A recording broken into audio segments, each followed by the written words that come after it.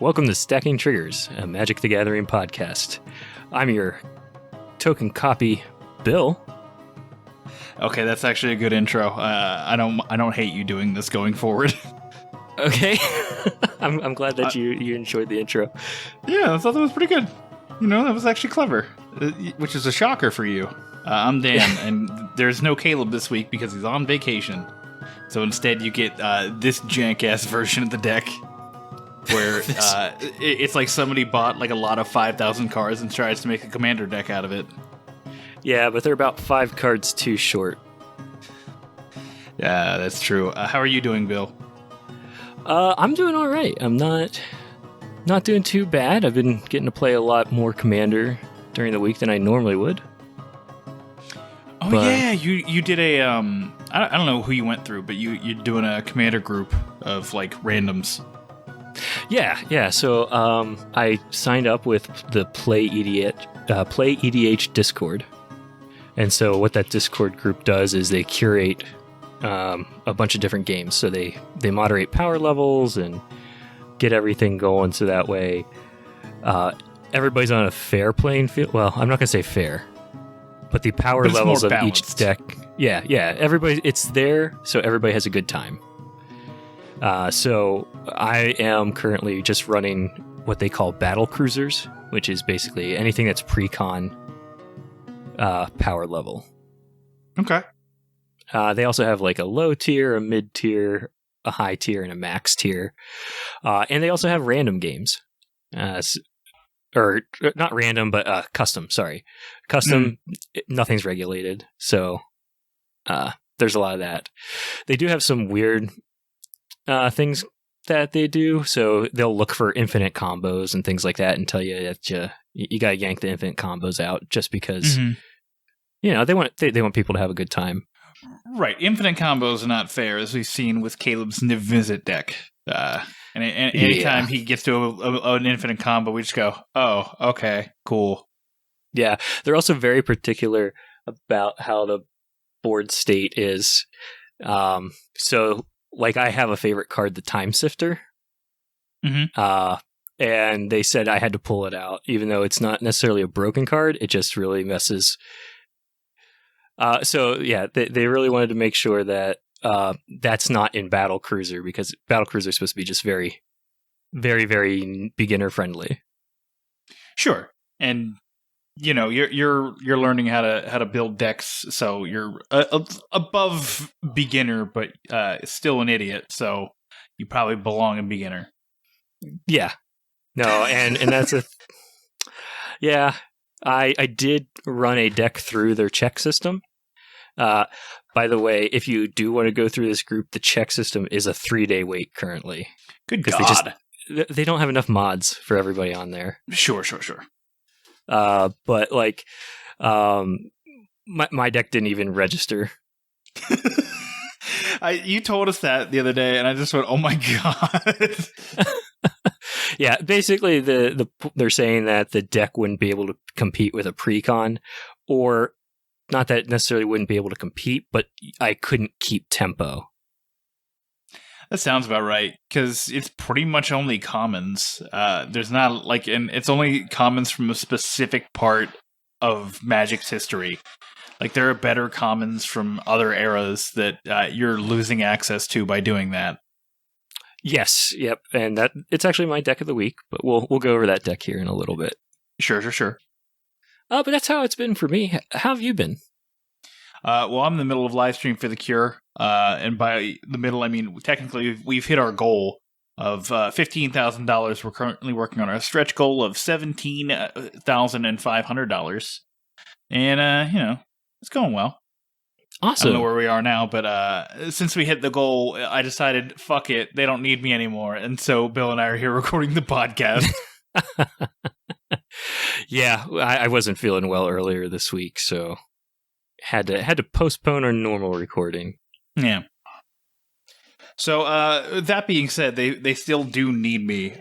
So let's get into it, Bill. Modern Horizon 2, we started getting some spoilers yesterday as we record, Thursday, for the rest of you who are listening to this, May 20th. And we got a list of some stuff. So, Bill, take me through the first card you want to talk about. Yeah, Cabal Coffers.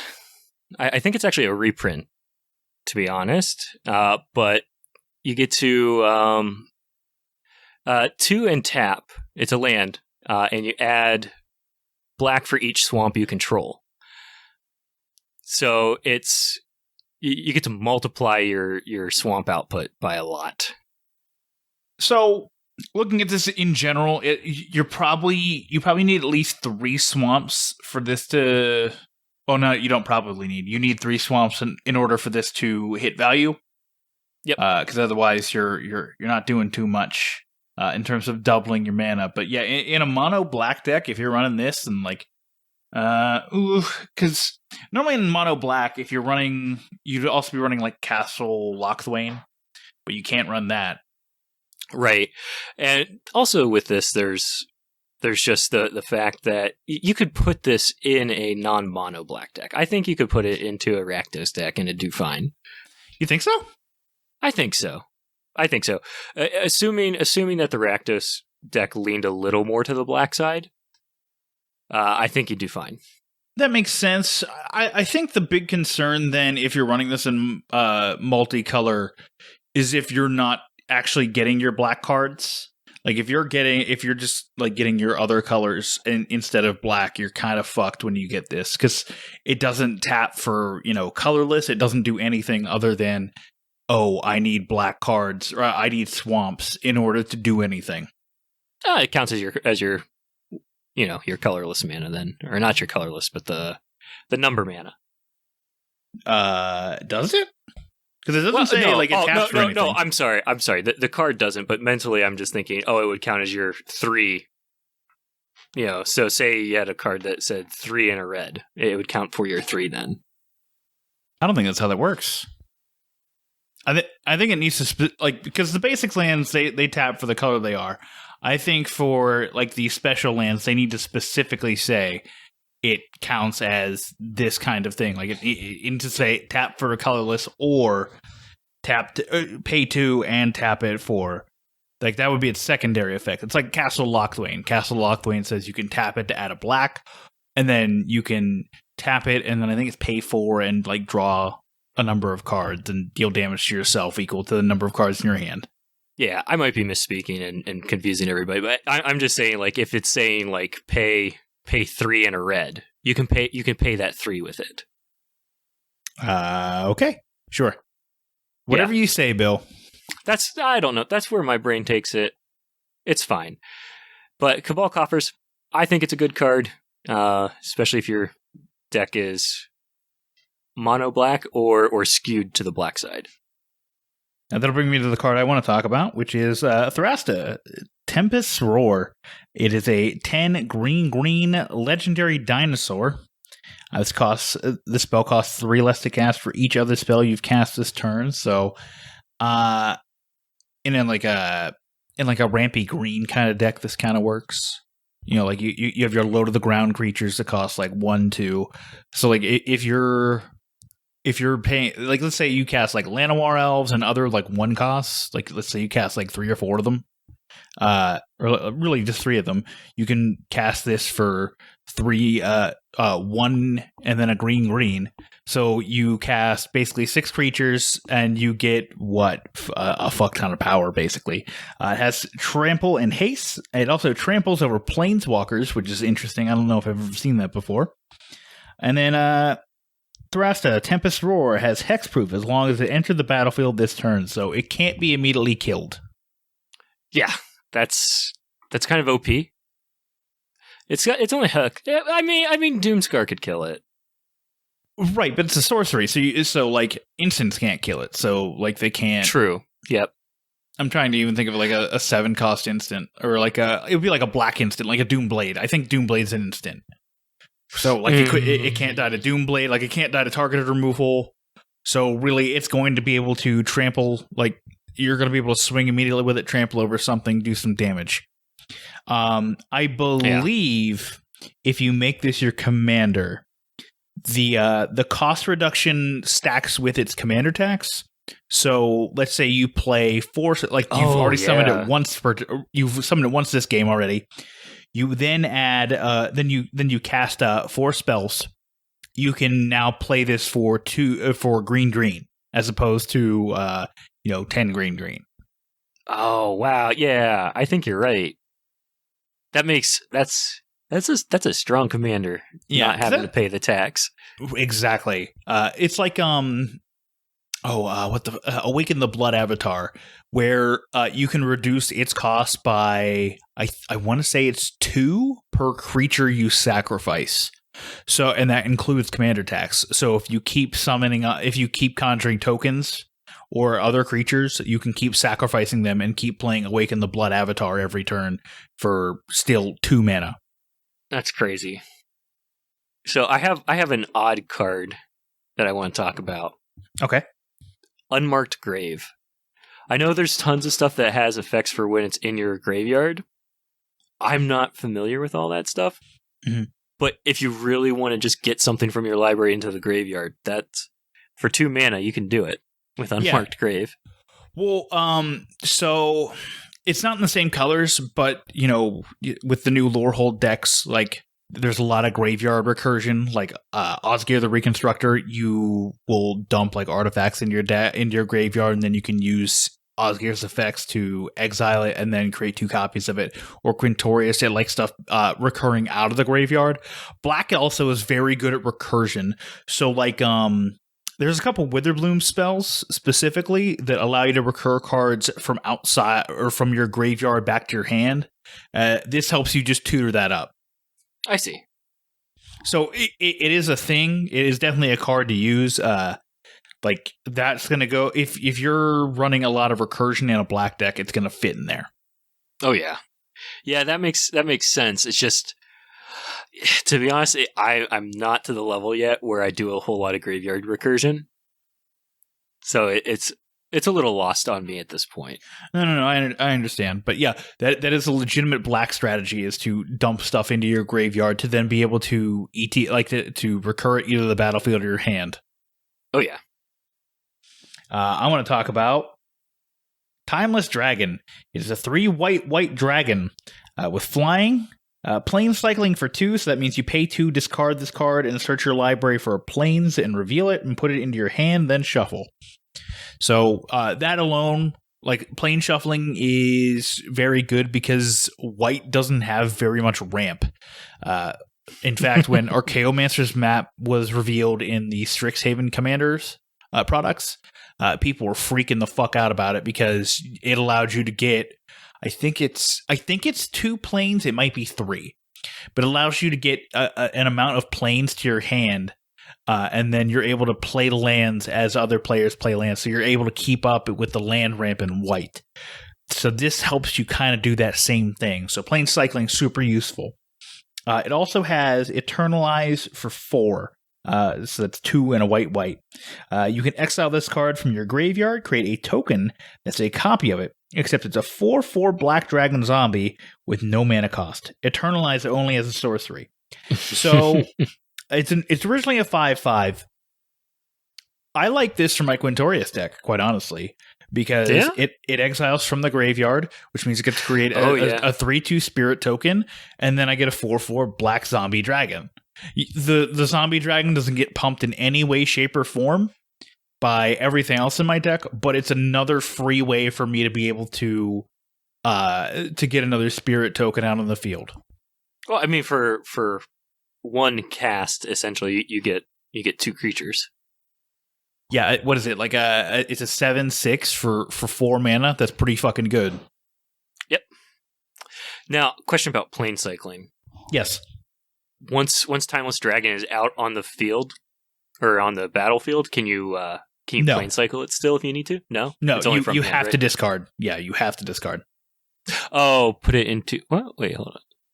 Oh, discard this card. Okay, not put to graveyard. Right, and in theory, there's a play if you have 6 mana where you can plane cycle this, get your planes, and then you can pay 4 mana to eternalize it. So if you just want to dump it, you can. You can get your plane. You can thin your deck through the plane cycle, and then you can get your black zombie dragon out. But is that worth it? For 6 mana to get a plains, and to help you ramp and get The plains a 4/4 and out. a 4/4. Yeah, I think 6 mana is kind of worth it there. You think? Okay. I mean, yeah, you're in white, so it's not as common. I mean, if you're in let's say green white, probably not. Yeah. Then you have your rampant growth, your cultivate, so you really don't need it there for that. Like you can just use it as a 5/5 body, but using your if you're in white and pretty much any other color, really, you need something in order to get your planes out there. Got it. Okay. Next card I would like to talk about, and it's really I'm only talking about it because of the sketch art that they have, but it's the Flametongue Gearling. This card is a 2 red. It has a multi-kicker of 2. When it enters the battlefield with a +1/+1 counter for each time it was kicked. I think the sketch art for this looks amazing. Yeah, I can definitely agree with that. You're missing the most important part, Bill. When it enters the battlefield, it deals damage equal to its power to a target creature. So, let's say... Listen, because we know I don't read. That's true. So, you're paying 2... If you pay 2 red mana, you're dealing 2 damage to a target creature. So, it's basically... What the fuck is it called? What's the adventure? The red adventure, the giant. Stomp. Yeah. Yeah, whatever that one. You're basically casting that, but with a body.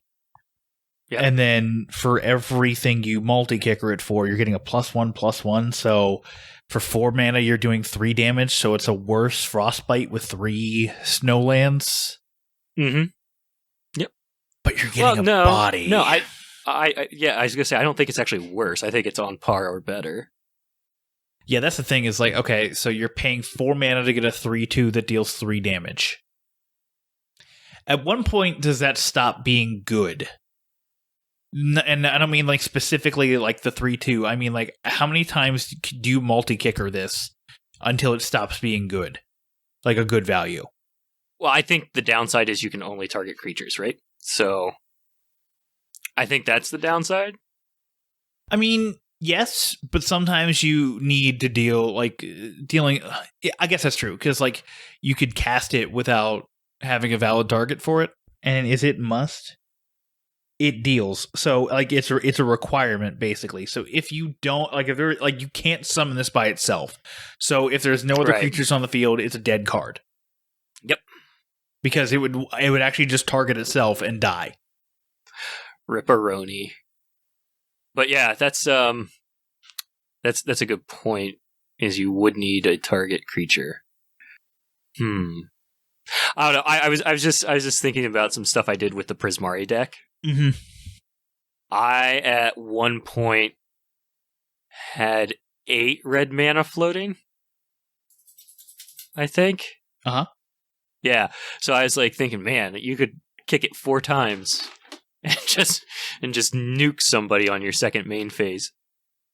Yeah, but so let's say you kick it 4 times. So that would be 10 mana total for a 6/5 that deals 6 damage. 6 damage. Yep. I think.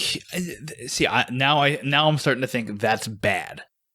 That's at the point where I'm starting to think it does bad things. What's the there's an artifact deck. The Osgear deck. Yeah. What's that bronze something? Oh. Yeah, he's a big beefy boy. I think this would be a good way to get rid of him. Sure, but that's a very specific card. In theory, you're killing. You're pretty much picking something and you're killing it. So, but then and then you get a 6/5 on top of that. So, I don't know.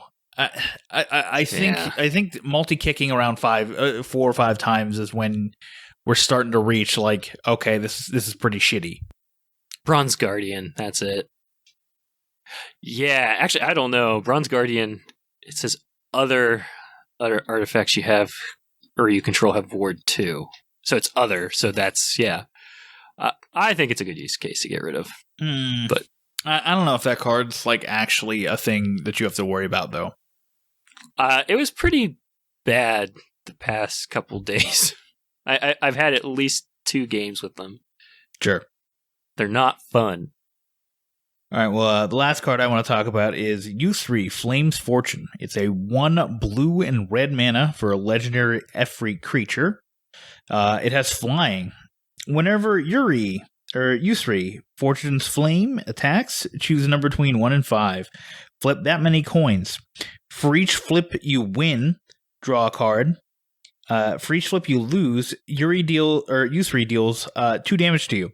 If you've won 5 flips this way, you may cast spells from your hand this turn without paying their mana costs. So someone did the math. Most of the time, you're going to either win 2, lose 3, or win 3, lose 2. So you're taking anywhere from 4 to 6 damage and drawing 2 to 3 cards when it attacks, and it already has the evasion of flying. But if you can win the flips. If you can. Right. If you can win the flips, you get to just dump your hand, basically. Isn't there, I thought there was a card that said if you had to roll or do a flip or something, you automatically win. There might be. That. I can't remember. I saw it on a Command Zone episode where they were doing a bunch of white border cards. Or not white border, silver border, sorry. Oh, so then it's definitely not legal. But I don't know if the card that gave that ability was silver border or not. Okay. I'll have to go look that one up. Yeah, because if that's the case, I mean, that's automatically in that deck. Yeah. I can't... It probably is a silver border card, but still. Yeah, I mean, that sounds too powerful for it to not be a silver border card, you know? Yeah. Like, hey, we're taking the random chance out of the game. Oh, you get to draw 5 cards and dump your entire hand. Like, that's kind of ridiculous. I don't know. Seems like okay to me. Seems totally legit. Hey, it's I still think it's better than an infinite combo. Unless, it allows you to get an infinite combo. Then that's just broken. Right. Too broken. But that's the thing. It's like, if you're running that deck, aren't you, in theory, running, like, higher spell costs? Well, actually, no. You probably shouldn't be running higher spell costs, because I think the math was it's like a 1 in 32 chance that you're going to hit 5 correct answers. Yeah. So... one out of every 32 games you're hitting that. If you think about that, that's not enough to say like, oh, I want to run, this 10 cost spell. Mm-hmm. There are exactly 68 cards on Gatherer that have flip a coin or coin flip. I'm sorry. I'm really interested now if I can find that card. Anyways. So yeah, is there any other card you want to talk about? Because I'm pretty good. You're good. Yeah, I'm pretty good too. The only other thing I want to say is like I'm glad they're bringing back the time shifted borders. Yeah. Those in my opinion, those always look really pretty. Yeah, I agree.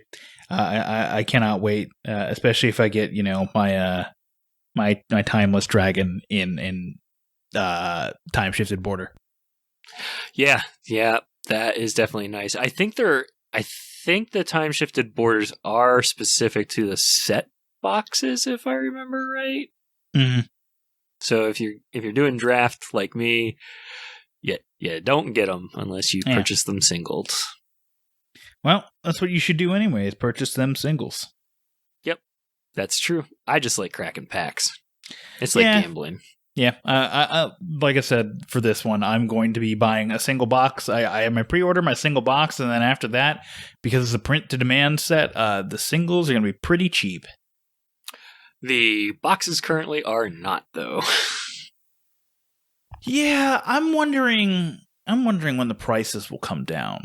Because, like I said, it's a print-to-demand set. So at some point, they have to realize, they're just going to keep printing this forever and ever and ever. Unless there's something that denotes like a first printing run, which would then make it more valuable. But then other than that, like I can't think of a specific reason why they're so goddamn high. The only thing I can think of is they're reprinting a lot of really good expensive cards. That's the only thing I can really think of. Like the Shocklands. Right, exactly. So that's probably driving price up. Or not necessarily driving it, but keeping it up, I should say. Mm-hmm. But like, I don't know. It's supply and demand, flooding the market with those new printings should lower the price. Well, let's hope. Because sometimes that's not how those work. And actually, like, cause in Yu-Gi-Oh, there was a reprint of a certain card, and the reprint was like so short printed that it actually just caused another issue where it was like, oh, the reprint is an even higher price than the original printing of the card.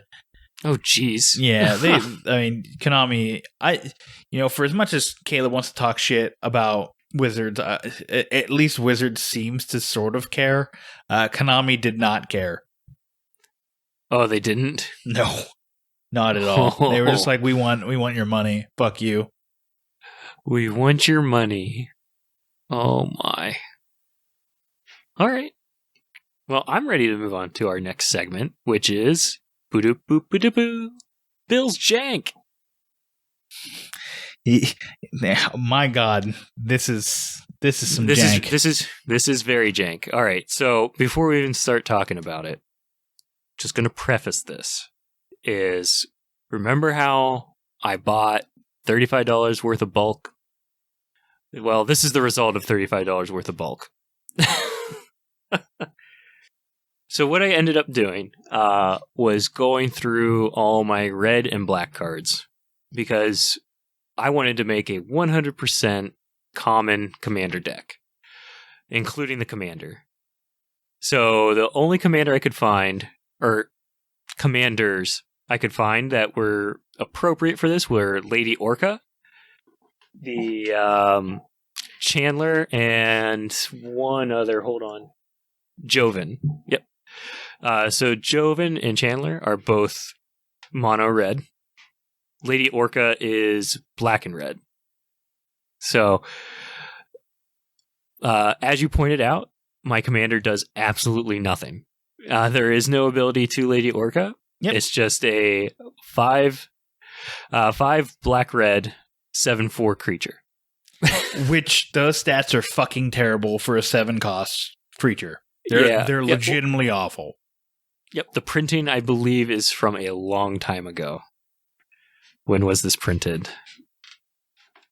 I can't remember. But it's old. It's a long time ago. That's all that matters. Yeah. So Joven and Chandler's costs are 5.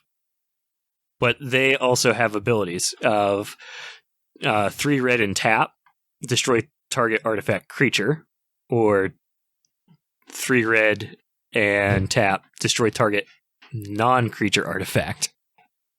And they're not. They probably came out before Partner, so you can't even do that. That's right. I cannot. They were part of the same set, and I could not partner them. Yeah, I think you go with the one that destroys the artifact and not the artifact creature, because artifacts are like, especially in Commander, like artifacts are actually something that you play a lot of. Like there's a lot of Soul Rings and other cards such as that. That's true. There is. I chose to not go with these guys though, Joven and Chandler, and went with Lady Orca, only because I wanted access to black, because I had a lot of black cards. With a lot of fun stuff in it. Sure. So just kind of highlighting some of the creatures that I do have in here. Okay, hold on. Tapped out, froze. But Battle Rampart is probably one of my favorites in this. And it's because it's one, it's a defender, it's a wall, but I can tap it, and it gives a creature haste until the end of the turn. So just good way to get people moving. Other than that, there's a lot of zombies in the deck. The one time I did get to play this deck with you and Caleb, I was able to get out the Sanitarium Skeleton. Mm-hmm. And boy, once he hits your graveyard, he's with you for life. He really is. Yeah, I remember, like, you just kept trying to get rid of him, and I just kept bringing him back. But the zombie sub-theme is here. I think I just did it just because all the creatures looked really fun. There is... oh my gosh, tapped out is being really annoying. I'm sorry, because I'm trying to, like, hover over my cards to see exactly what they do. Where is it? There's one meme card, or one meme creature. Oh, you mean other than your commander? Oh, well, I mean, other than the whole deck. It's Lazotep the Behemoth. Okay. It's 4 and a black. Zombie Hippo, 5/4. It does nothing other than being a 5/4 body in a zombie hippo. Yeah. But I thought a zombie hippo was funny. Sure. So I put it in the deck. The deck does have a few tricks up its sleeve. So I have some artifacts in here, one of which is the Volkshock Gauntlets. So when you equip these to a creature, it gives +4/+2, and it doesn't untap during its controller's untap step. Equip costs a 3. But also I have in here Active Treason, and I believe there's one other card that lets me steal a creature. So Active Treason, for 2 and a red, I get to gain control of a target creature until the end of turn. Untap that creature, it gains haste until the end of turn. So, Active Treason, your big bad scary guy, Volkshock Gauntlets, and attack you with it. And then you get it back at the end of turn, but you don't get to untap it. Right. The other card you're looking for is Wrangle. Yes, Wrangle. That is the other card. Which is 1 in a red. Gain control of target creature with power of 4 or less until end of turn. Untap that creature, it gains haste until end of turn. So there's just a lot of that. There's Grave Purge, Shatter, Tail Slash, Unlikely Aid, Tragic Slip. Just a bunch of just random instances. Yeah. It's a very random deck. Yeah, like, there's definitely good stuff in here. Like, you have Read the Bones. Like, it's a great card draw card in black. Murder, a great card. Well, a good card. It's okay. Yeah, it's 3 to destroy a target creature. Like, targeted removal for 3. It's pretty fucking good. Yeah. Yep. Not a great card. That's, oh my goodness. Scour for... Or from? Scour from Existence. Exile target permanent for 7 mana. Oh my god. 7 mana. Yep. For contrast, Swords to Plowshares is 1 white mana to exile a target creature.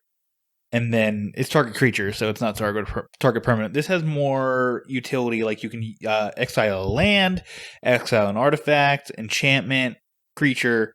So, like, yes, it does more, but I don't think it's 7 cost. Like, it's 6 more mana than Swords to Plowshares. It's very expensive. Yeah. But Swords to Plowshares also has, like, the quote-unquote drawback of your opponent's life. You increase your opponent's life by the toughness of the creature you exile. So, like, but that for 1 mana, exiling a creature is really good, so it doesn't really matter. This is just kind of like, eh. Yeah, I agree. And let's see. Yeah, it's just bad. I would say my favorite enchantment in the deck here is Trespasser's Curse, which I think I got down at the end of our game but basically you get to enchant a creature or a player. Yeah, enchant target player. Whenever a creature enters the battlefield under enchanted player's control, that player loses 1 life and I gain 1 life. Yeah, you threw this down on my Quintorius deck because I just kept pumping out creatures, which actually makes perfect sense. That's actually a pretty good card. I want to point out, according to Tapped Out, your deck is 93% casual, which is 1% more casual than my Quintorius deck, which I feel like is actually sort of competitive. Yeah, I have a feeling that the Tapped Out casual versus competitive thing, I think that's very subjective. I think it's probably based off of the cards that you're playing with and the competitiveness of the decks that those cards are in. Yeah, could be. I think that's how that works. Because I don't understand how they'd be able to calculate competitiveness of just the wide array of cards in Magic the Gathering like that without sitting through each deck. Right. And like gold fishing for days. Yeah. But that is the Bulky Boy Rakdos deck. Deck list will be in the comments. Yep. In the show notes. The comments are... Yes. That's the YouTube. Comments are for YouTube. Fucking idiot. Description for YouTube. In the description for YouTube. Yeah. Yeah, it'll be in the show notes. But Bulky Boy Rakdos, 100% jank. I cannot offer any kind of insight to this because you're building off of a theme that I just don't understand. So, I mean, you do whatever you want. If anybody wants to say, "Hey, where's this card?" And it's like a fucking mythic rare, I will drive to your home and fucking slap you in the face. Yeah, like this was totally just a meme deck. Let's see if I can do it. I mean, I was able to build a deck. Only got to play it once so far with you and Caleb, so I don't necessarily know the performance of it just yet. And since Play EDH said it's for customs only, not really going to get to play it with a lot of other people, seems like. So, does that mean we're moving on to the last segment? Card of the week, yeah. Card of the week. All right. So since Caleb's gone, I'm taking on the card of the week duties here, and we're doing a land this time around. Rogue's Passage. Tap, add a colorless. Mm-hmm. Foreign tap. Target creature can't be blocked this turn. So this is... Oh, go ahead. No, go ahead. Oh, I was going to say, this is very good in Voltron decks.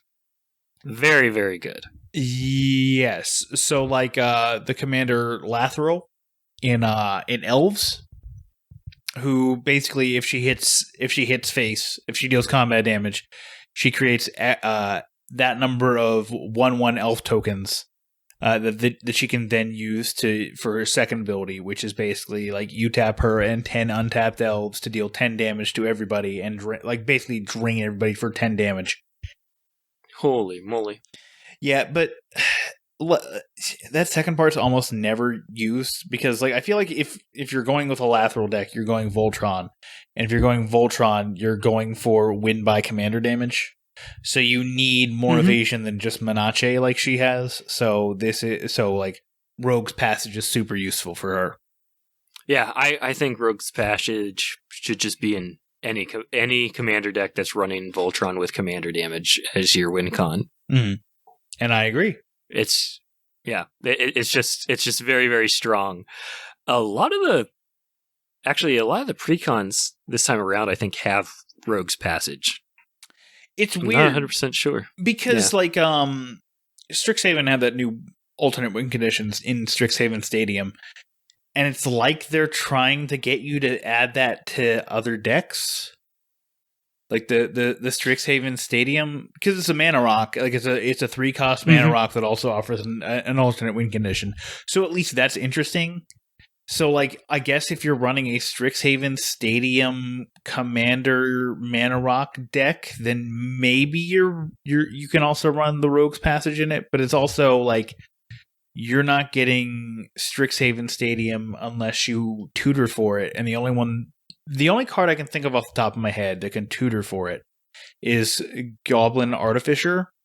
And it tutors it into your graveyard as opposed to your hand, so you need to recur it in some way. And like with Osgear, like I think Strixhaven Stadium in an Osgear deck would be kind of fucking nutty, actually. Why don't you go ahead and put it in there, Dan? Well, that's because I haven't built an Osgear deck. Oh, shoot. You're right. You have Quintorius. I have Quintorius. But Osgear is also very interesting. Osgear is a commander I'm very, very intrigued by. Yeah, I accidentally mistook somebody I was playing against as having the Quintorius deck.